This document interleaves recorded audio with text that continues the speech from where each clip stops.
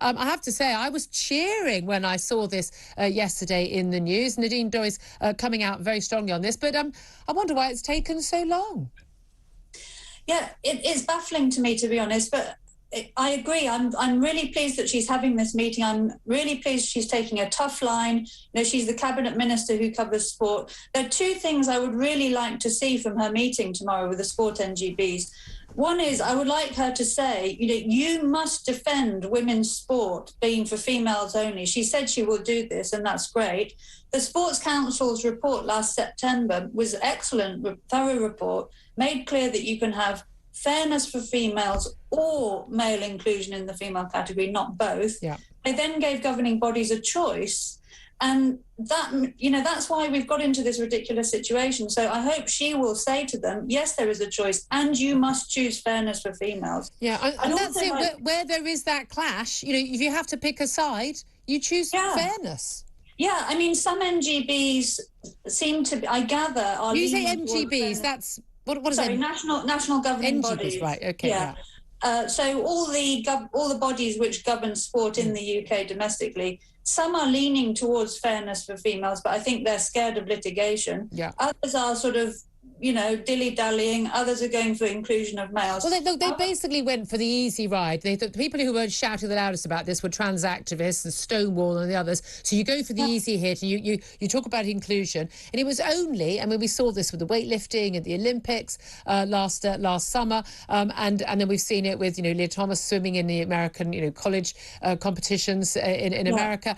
But it was only when we have Emily Bridges, again, a biological male living as a trans woman, competing in women's races in the Omnium here in the UK, that it was the British women cyclists basically planning to stick together wonderfully and say, you know, if Emily Bridges races, we won't take part. You ain't got a race anymore. And this is what we need. We need the women athletes to say, no, we're not going to do anything. And what's interesting, the backlash that has come against the sports bodies is why they're finally waking up. But it's not about doing the right thing. It's not about looking after fairness in sport and women.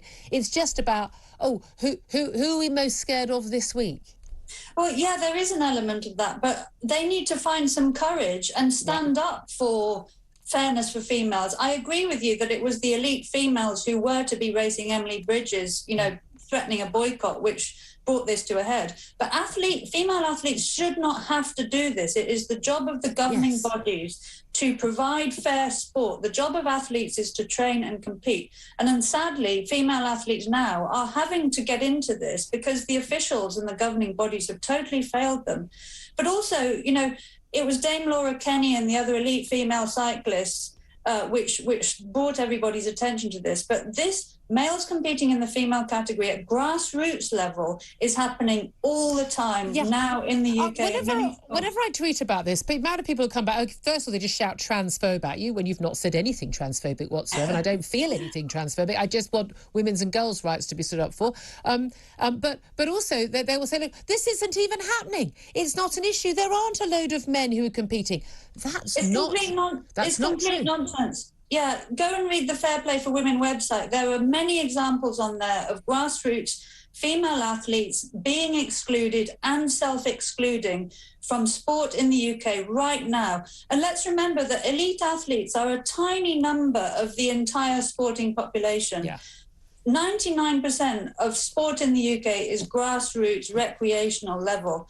And for anybody to say, OK, elite females can get fairness, but lower down, sorry, you don't deserve fairness, is absolutely appalling, and I reject it. I know of a group of females right now who are having to choose events carefully because they don't want to come up against a male competing in their area. I can't say which sport it is to protect their anonymity. This is absolutely outrageous. And sports governing bodies, I hope Nadine Dorries will read them the Riot Act tomorrow and tell them they need to fix this fast, because as long as males are allowed in the female category, females are missing out in their thousands, and girls and young women will be self-excluding. Yeah. Well, exactly. I mean, and again, there's a reason why we have different categories, say, in boxing for short, slim men and big, huge, big muscle-bound, the heavyweight fighters. It's because also often sometimes there's a risk, but there's not even a physical risk in a lot of these sports, but women are still facing unfairness. And the key thing is, elite sport particularly, and sport generally, should be about the best women, the exceptional women, whether it's, whether it's teenage girls competing at school or county level or just playing, in the park, or whether it's at Olympic level as you competed at. But it should be about, women and not about mediocre men, because the men who are doing this are nearly always competed in the men's races and they haven't got very far. And suddenly they're winning against women. We just used to call that what it was, cheating.